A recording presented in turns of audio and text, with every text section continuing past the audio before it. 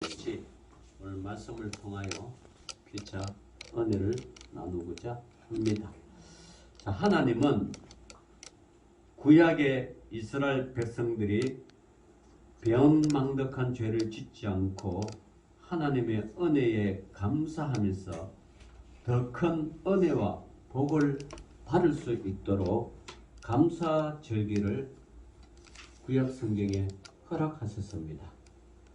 그것이 바로 이스라엘 백성들이 지키는 3대 절기인 애굽에서 해방되어 나온 것을 기념하여 드리는 감사절기인데, 무교절 둘째 날은 초실절이라고 오늘날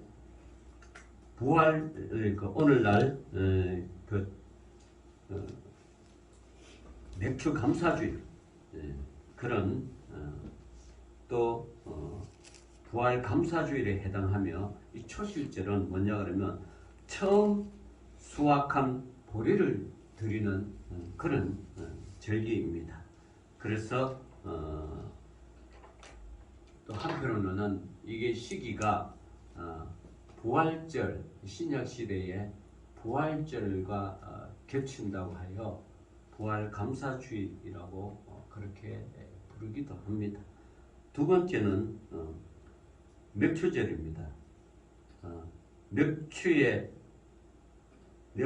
초실절은 세 가지로 불리는데, 첫 번째는 칠칠절, 두 번째는 오순절, 세 번째는 성령 강림절로 부르는데, 이 맥추의 초실절은 이스라엘 백성들이 가나안 땅에 들어간 이스라엘 백성들이 처음 수확한 밀을 하나님께 드리는 감사절기로 드리는데, 오늘날로 살펴보면 이것이 맥주 감사주일, 우리는 이제 보리에 해당하고 이스라엘 백성들은 밀에 해당하는 그런 절기입니다.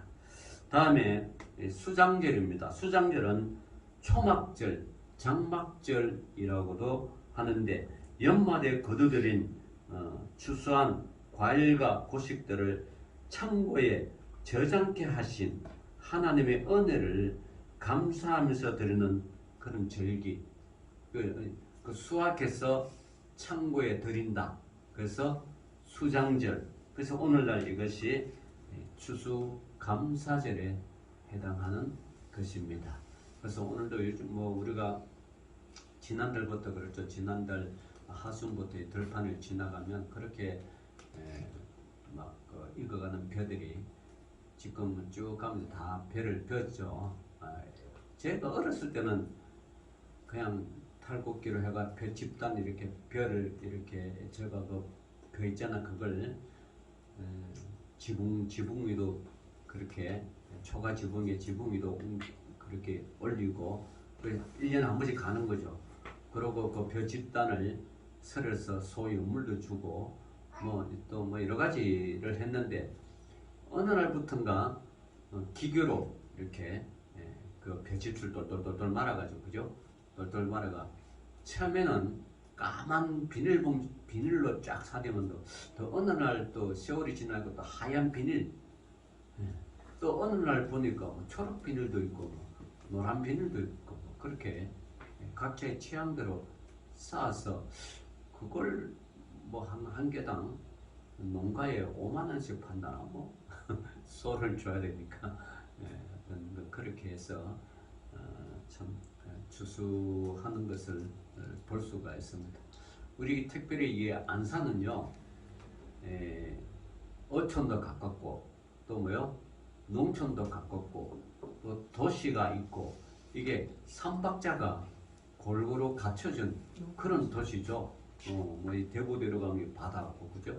저희들이 처음 개척할 때 2000년대에 개척한 데서 성도를 데리고 저쪽에 어디야지 오이도 그쪽에 가서 조개를 채취했던 기억이 납니다. 그래서 채취해서 이제 그걸 과자해서 바닷물에 이제 통에 담아서 그날 저녁에 이제 끓여 먹는데 못 먹었어요. 왜 그럴까요? 해금이 안 돼가지고 해금이 안 돼가지고 그거 뻘 그대로 그게 있어가지고 그래서 배웠죠. 그 하루 이틀 지나야 이 조개가 자꾸 뱉어놓고까지 해금이 돼가지고 깨끗하게 먹는데 그걸 못하고 그냥 먹는 줄 알고 먹어가지고 예, 라면 끓여 먹나 칼국수 끓여 먹나 하여튼 버린 적이 있으면 뭐 도저히 못 먹으니까 그런 기억이 있는데 그 성도를 데리고 좀 아이를 데리고 그렇게 한 적이 있는데 요즘부터 그 채취도 못하고 어부들한테 다 맡기죠. 구역 정하고 함부로 채취했다가는 벌금 물고 뭐 그러겠죠. 그네들이 농부가 밭에 농장 저기 있듯이 어부들은 그 바다가 밭이 다 있더라고요. 그래서 함부로 못하는구나. 세월의 흐름을 그렇게 느낍니다. 자, 오늘은 1년에 한 번씩 지키는 추수감사주일이죠. 추수감사주일은 우리가 평소에 얼마나 감사하고 사는 사람인가를 한번 점검해 본다는 의미에서 굉장히 뜻이 있는 그런 추수감사절기라고 생각해야 합니다. 다시 말하면 사람들이 감성지수가 얼마나 높은 사람인가 하는 것을 한번 살펴보는 것이 우리가 좋을 것 같습니다. 감성지수가 높은 사람들, 이런 사람들이 감성지수가 낮은 사람일수록 높은 사람이 삶이 건강해지고 감성지수가 낮은 사람일수록 삶이 불행한 사람이라고 그렇게 말들을 합니다. 여러분, 사실 우리가 이 감사한다는 거 알면서도 잘 안 되죠. 알면서도 잘 안 돼요. 감사합니다. 이게 참 우리 식당에 가서 물론 자기 돈을 내고 밥을 먹지만 그 음식을 먹지만 나오면서 감사합니다. 이런 말을 해야 되는데 잘 안 나올 때가 있죠. 당연하게 생각하는 거. 그래서 여러분 입술을 통해서라도 내가 하지 못한 거 다른 사람 손을 빌려서 대신 먹든지 입든지 마시든지 그렇게 감사할 줄 아는 사람들이 그런 사람들이 삶이 좀 풍성해지죠. 미국 같은 경우는 음식점에 가서 식사를 하면 물론 식비에 봉사 팁이 별도로 있어요. 팁이 책정이 된대.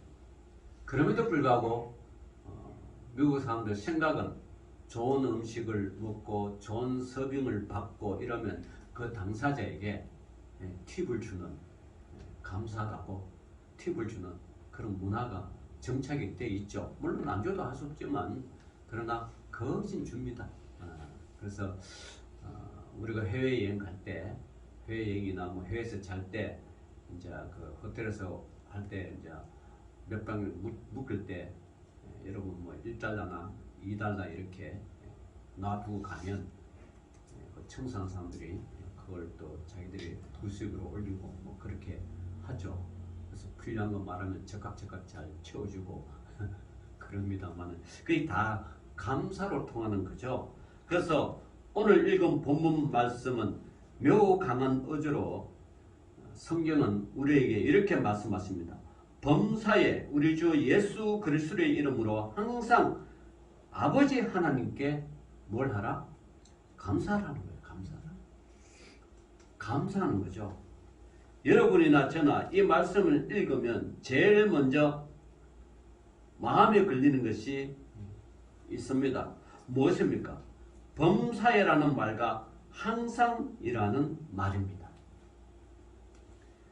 감사라는 말에 범사라는 수식어가 따라 붙으면 우리가 왠지 모르게 조금 불안을 느낍니다. 감사하라는 말 앞에 항상이라는 수식어가 있으면 조금 신경이 쓰입니다. 왜냐하면 그렇게 하는 것이 보통 어려운 일이 아니기 때문입니다. 그 범사라는 말은 뭡니까? 어떤 형편에 있든지 어떤 일을 당하든지 무조건 뭐요? 감사하라는 뜻입니다. 범사에. 그죠? 감사하라. 그리고 항상이라는 말은 시종일관 24시 언제나 나에게 어떤 일이 만나더라도 변함없이 감사하라는 뜻입니다. 이 참 감사가 상당히 참 힘든 거죠. 이렇게 강도 높은 의미를 가진 말씀을 읽으면서 양심에 가책받지 아니할 사람은 아무도 없을 것입니다. 그것은 범사에 감사로 못 살기 때문이라고 그렇습니다. 항상 감사하지 못한다고 생각할 때가 자주 있기 때문입니다. 감사하려고 무척 노력도 하고 또 감사도 많이 하지만 이 본문 말씀이 요구하는 선에서는 우리의 삶이 거기까지 미치지 못한다는 사실이죠. 누구든지 남의 말 할 때는 쉬운 것입니다. 자신이 지키지 못하고 가르칠 때는 쉬운 것입니다. 그래서 가르치는 사람이 보통 어려운 것이 아닙니다. 이 감사를 가르친다는 게 상당히 어려운 거죠. 여러분, 학교에서도요, 초, 중, 고등학교에서도 감사를 가르치면 왜 학교 폭력이 있고 왜 학교에 그런 사제간에 그런 어려운 일이 당했습니까? 우리 클 때는요, 선생님이 엎드려 뻗치면 엎드려 뻗쳤어. 유도 모르고 영문도 몰라. 반 아이가 누군가 한 명이 잘못해서 선생님 눈에 거슬려서. 그런데 학교 가자마자 전부 일어서 그래서 다 일어서고 책상 위에 올라가서 무릎 꿇어가면 다 꿇었고. 저만 그렇게 공부했나? 우리 권사님도 그런지 모르겠네. 또 그랬어요. 뭔 이유인지도 몰라. 그러게 맞으면 맞고 때리면 맞고 그게 또 당연한 줄 알았고. 근데 요즘은 어때요? 맞으면 부모들이 넉달같이 전화하고 난립니다. 잘되라고 교육을 시키는 건데 부모의 개인적인 간섭으로 인하여 잘되기는커녕 아이의 삶은 점점 어려워집니다. 학교와의 관계가 점점 힘들어집니다. 왜 그럴까요? 감사하지 않기 때문에. 자기한테 조금이라도 손해가 보면 넉달같이 그냥 따지고 막 감사가 없어서 그래요. 여러분, 적어도 우리 그리스도인이라면 좀 감사가 있어야 돼요. 여러분, 에베소서 여러분 이게 굉장히 중요하죠. 범사에 우리 주 예수 그리스도의 이름으로 항상 아버지 하나님께 뭐요? 감사라. 아버지 하나님께 감사하는 것도 감사하지만 범사에 감사하라는 거예요.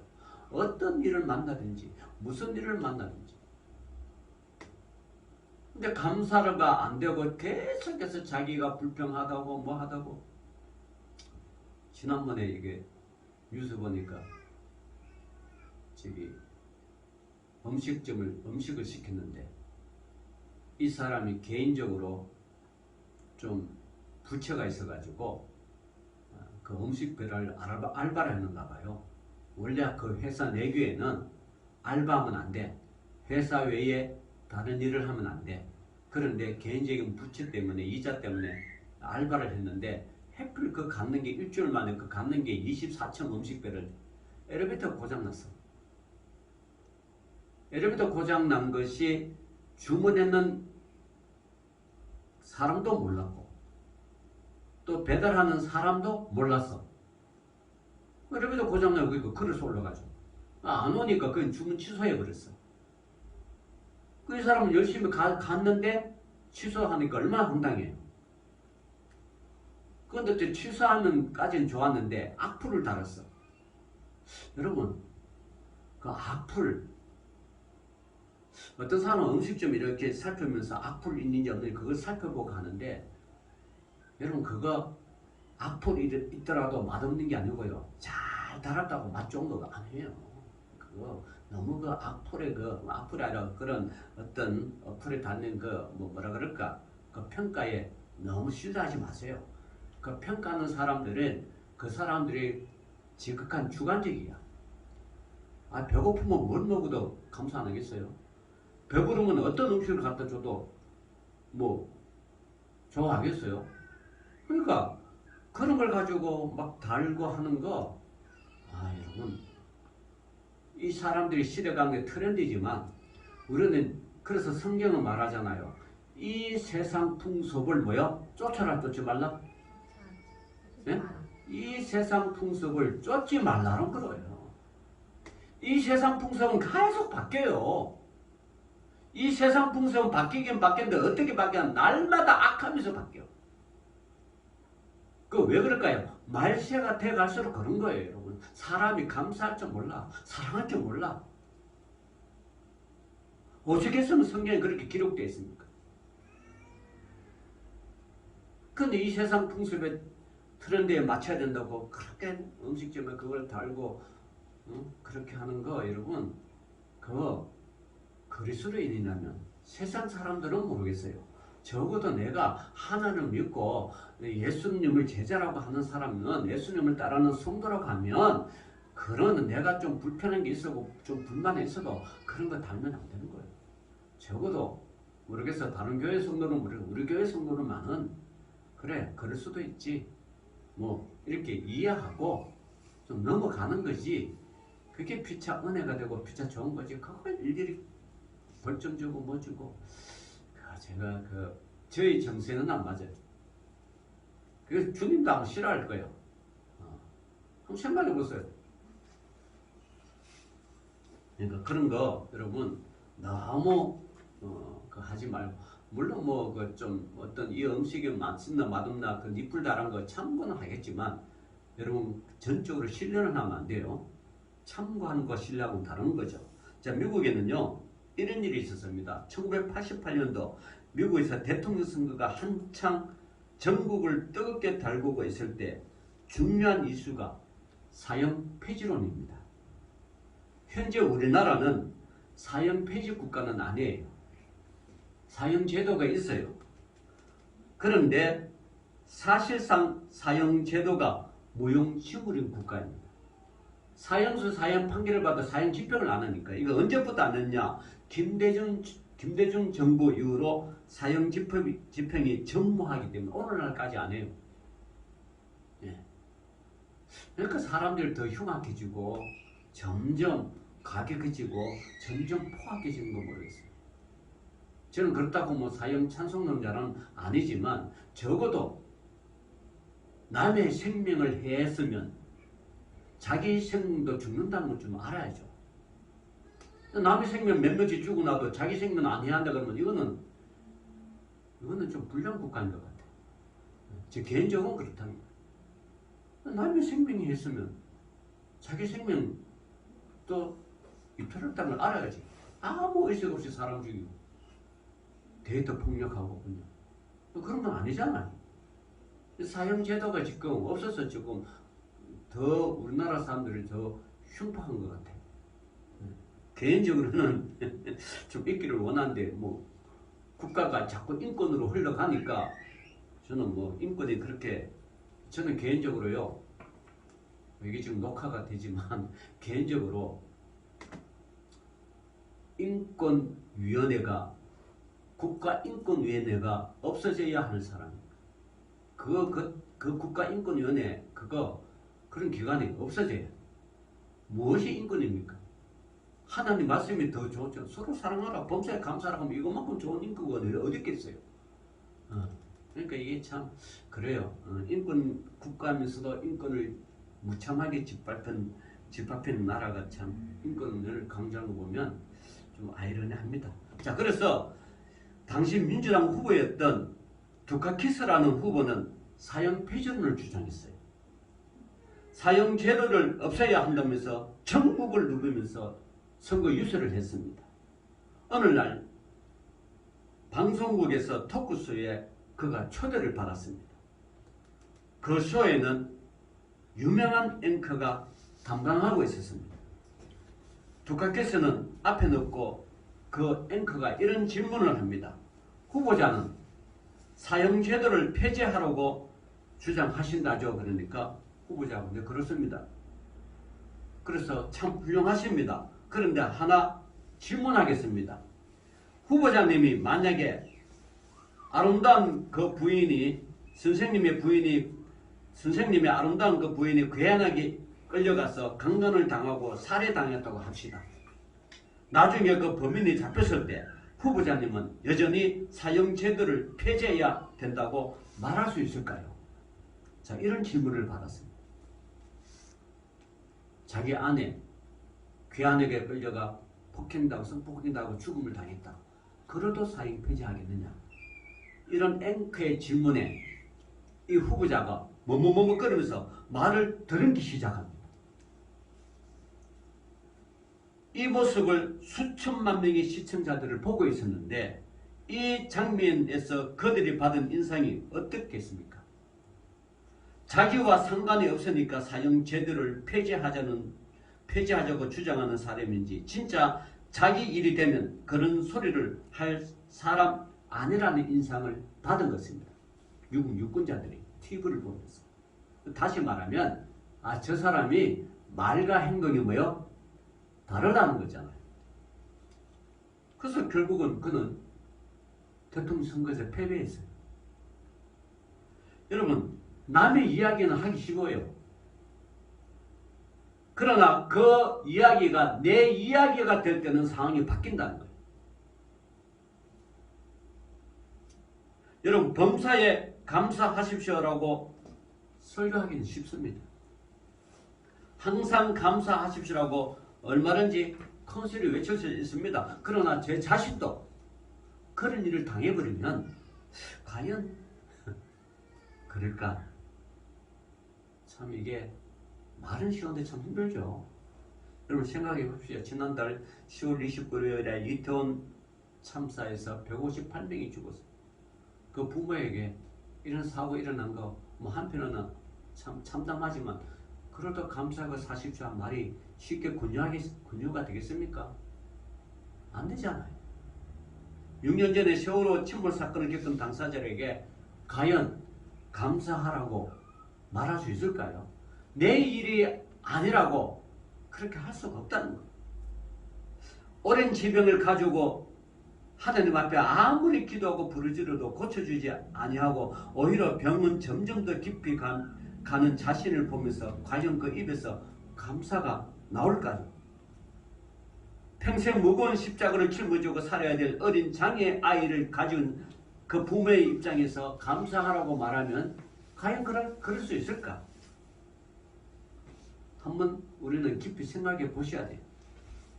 1억서를 수십 통 써가지고 다니면서 취직을 해보려고 하지만 회사에서 면접 한번 보지 못하고 연금분 퇴짜를 맞으면 과연 그 청년에게 감사할 수 있을까요? 또 지원한 공기업의 회사에서 시험과 면접 점수를 잘못 계산해서 불합격을 합격이라고 통보하고 나중에 잘못된 합격 통보였다고 알려지면 과연 감사할 수 있을까요? 이거 실제로 일어나는 일들이에요. 그죠? 일어나. 여러분과 제가 이런 경우를 당했다면 정말 감사할 수 있을까? 인간적으로 말하면 이 말씀은 현실성이 없어 보입니다. 비현실적인 말씀입니다. 이상론적인 말씀이에요. 그러므로 이런 말씀을 적당히 보고 넘어갈 수도 있습니다. 그런데 우리가 이런 태도로 이 말씀을 그냥 넘겨도 괜찮을까요? 결론부터 먼저 말씀드리자면 절대로 안 된다는 것입니다. 왜냐하면 하나님께서 주신 말씀이기 때문이라는 거죠. 하나님 주신 말씀, 범사에 감사하라. 그것이 하나님 아버지께 감사하는 거예요. 이게 이 말씀. 오늘 데살로니가 전서 5장 18절로 범사에 감사하라. 이것이 예수 그리스도를 향하신 그분의 뜻이라잖아. 감사하는 게. 뜻이라잖아. 여러분 아무리 흉악범이라도요 부모의 유언은 들으려고 애씁니다. 왜냐하면 부모니까. 아무리 개망나니 같이 살아도 부모가 죽으면서 유언을 남기면 그것은 지키려고 애씁니다. 부모니까요.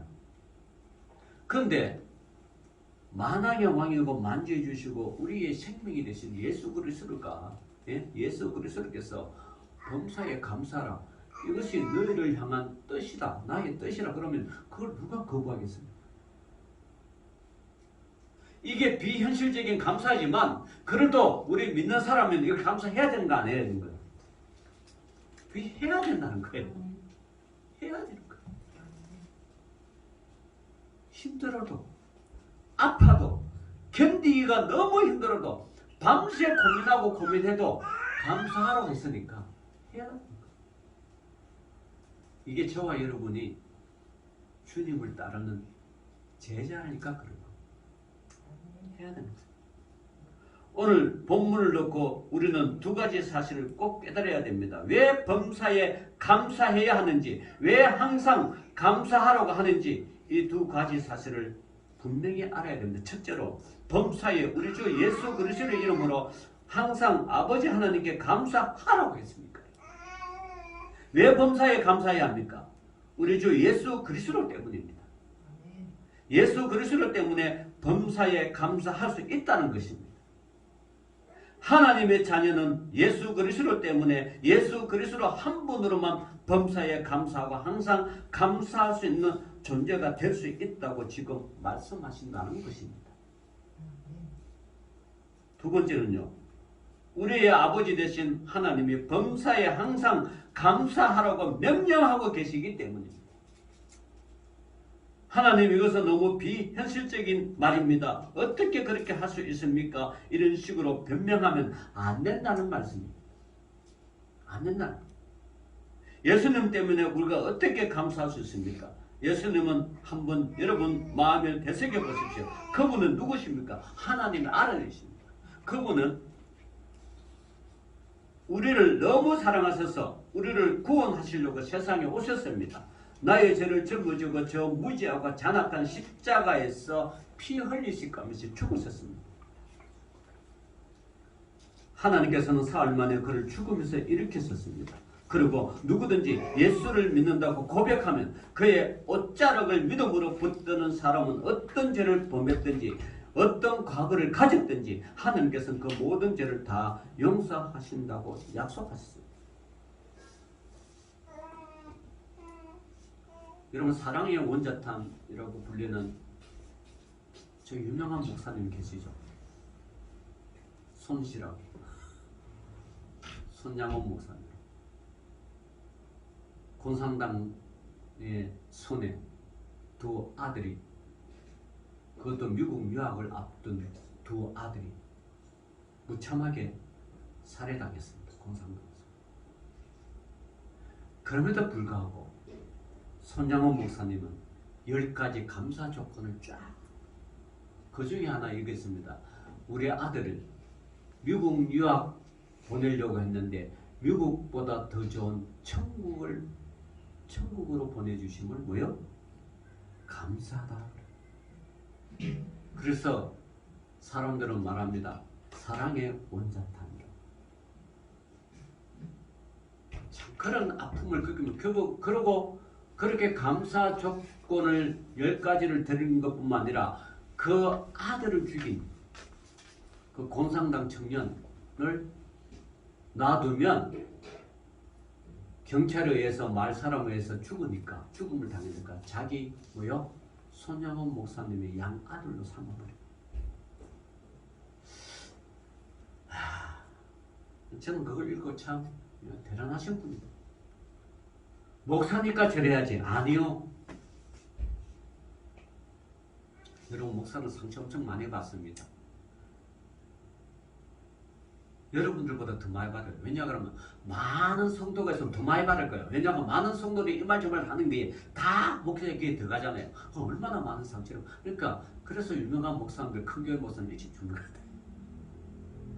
그런 상처를 다 맞고 다니니까. 맞고 표현을 해야 되는데 표현할 길이 없잖아요.